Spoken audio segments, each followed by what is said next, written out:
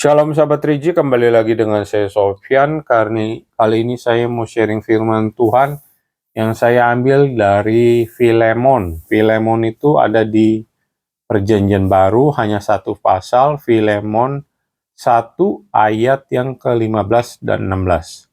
Sebab mungkin karena itulah dia dipisahkan sejenak daripadamu, supaya engkau dapat menerima untuk selama-lamanya, bukan lagi sebagai hamba, melainkan lebih daripada hamba, yaitu sebagai saudara yang kekasih.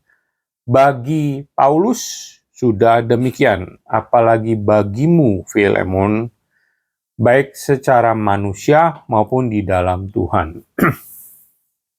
Apa yang saya dapat setelah saya membaca Filemon 1 ayat 15 dan 16 ini adalah bahwa kalau orang belum bertobat atau masih hidup dalam dosa, maka bisa dibilang memang karena dia masih hidup dalam kegelapan, maka dia dipisahkan dulu oleh tuntunan Roh Kudus, Tuhan Roh Kudus, dia dipisahkan dulu. Tetapi kalau dia sudah hidup di dalam terang, istilahnya sudah sama-sama kayak kita, sama-sama anak-anak Tuhan, hidup dalam terang, dalam kebenaran firman Tuhan, maka orang-orang yang sudah bertobat tersebut itu pasti akan pasti akan dituntun Roh Kudus supaya bertemu dengan kita kembali, ya. Bisa dibilang ya kayak karena sudah punya vibrasi yang sama, kayak peribahasa burung yang berbulu sama berkumpul bersama. Orang-orang yang dulu hidup dalam terang, hidup dalam kegelapan, dalam dosa itu dijauhkan dari kita. Tapi jikalau dia sudah hidup kembali dalam terang, maka dia akan didekatkan kembali, berkomunitas dengan kita, orang-orang yang juga berusaha hidup dalam terang. Jadi di ayat ke-16 itu sudah jelas bahwa bukan lagi sebagai hamba dosa maksudnya, melainkan lebih dari hamba, yaitu sebagai saudara yang kekasih dalam Kristus Yesus. Jadi dari sini jelas ya, baik secara manusia, makanya saudara dalam Kristus Yesus secara manusia maupun baik di dalam Tuhan. Jadi dari sini jelas ya, apa yang saya dapat adalah kalau kita mau istilahnya perkenalkan orang-orang yang